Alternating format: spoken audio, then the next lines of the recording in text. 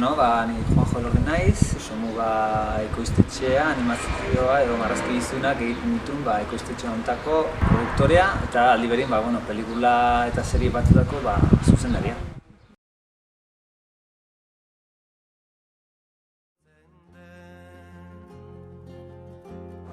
Gehien aurri gustatzen zaizkie, hori nabarmena da, ezta? Batez ere heldu askok ez dutelako autu hori egiten telebistan edo zinemara doazenean. Orain gero eta gehiago, ezta? Ditugulako kate digital gehiago eta batez ere biblioteka digital horiek eta sortzen ari direnak eta aukerak. Eta orain aukera gehiago eta ikusiko da benetan zenbat jende hurbiltzen den ere helduentzako marrazkigizunak ikustera. Baina, hau ez da Japonian bai, ez? Hor galdera hori ingo bazen dute, esan berdin dela. Han berdin irakurtzen dute nagusiek, baina komikitik hasita, ez da? Bertxote egia esan ez da pelikula bat konplexua edo zenbat ikusteko txikiagoek, ze azken finean hizkuntzaren konplexidadea eta badaude hor sutilezia edo hirugarren, laugarren mezua eta horreguzak neurtuak joaten dira. Baina, Gartxoten justo horretik badago, baina nik uste zabala alde hortatik. Baina nik Gartxo ez zuen Abram bat. Idazkera fase bat egoten dela, eta orduan horre generalean urte pare bat film baterako gidoi bat uki arte egoten da. Desberdintasuna da, marrazkigizun gintzen, ia historio erabaki bat hartzen denean, hau egin nahi dugu eta apustua izango da, eta orduan sartzen garenean, orduan segituan hasten garela irudia garatzen. Marrazkigizunetan, azkenean, fotogramago eta lau eta bosforein egin behar dira, eta orduan horrek esan nahi du, teknika baliatu behar duzula gaur egun, eskuz banan ez talako marrazten, eta orduan teknikak baditu bere limitazioak ere urtetik urteri aldatzen direnak, eta orduan hor oso lotuta egon behar zera gaur egun zer egin aldan, eta horrek ematen dizu aukera zabal bat zer egin aldan da orduan hor barruen aurkitu behar duzu zure lekoa pelikula edo serie hortara. Berez prozesu osoa hemen egiteko gaitasuna daukagu, hola daukagulako montatuta pixkat gure strukturatxoa. Idazlea, diseinatzailea, zuzendaria, teknikaria, arte zuzendaria eta orduan animatzailea, eta orduan abiatzeko pieza guztia ditugu eta baita gaitasuna ere bukatzeko.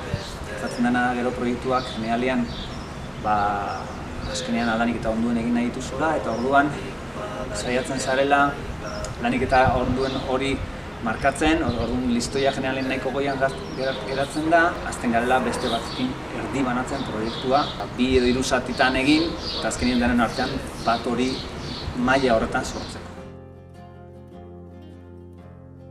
Maitasuna, hau da zerbait asko gustatzen bazaizu.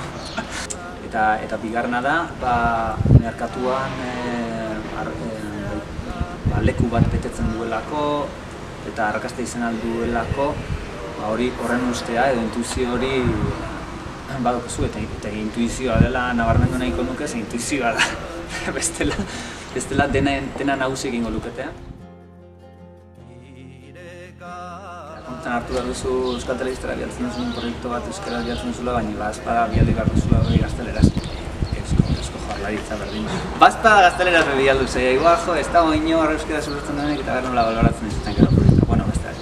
Hortik hasita hori bertoko kontu bat, parte guk baduko gerronka bat, ala guk proiektu oso garestia dira eta kanpoan ere saldu inbartu derrigor. Ez da posible marrazkigizunetako pelikula bat Euskal Herrian ikusten zineman ikusita edo telebistan ikusita bakarrik horrekin finantzatzea, ondo egin bada pelikula eta gastatu behar da.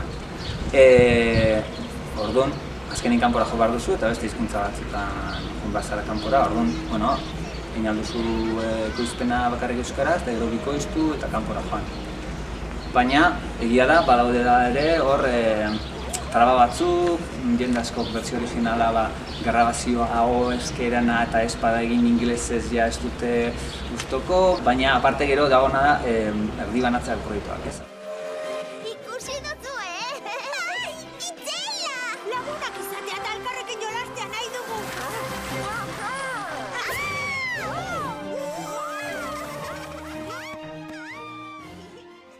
Abiatzen gara euskarazko gidoitik, baina gero itzulpen bat egoten da, eta azten gara ja, eztabaidatzen koproduktorekin, edo kanpoko telebistekin, edo kanpoko banatzaileekin, inglesez, edo frantzesez eta alemaniarrez ez gara ondo moldatzen, baina beste hizkuntza batzutan. Orduan, etengabeko itzulpen gintza bat dago gure prozesutan. Eta igual, gidoi bat pelikula bukatzaren arte, igual 10 biderrez itzultzen da, berzio desberdinetan.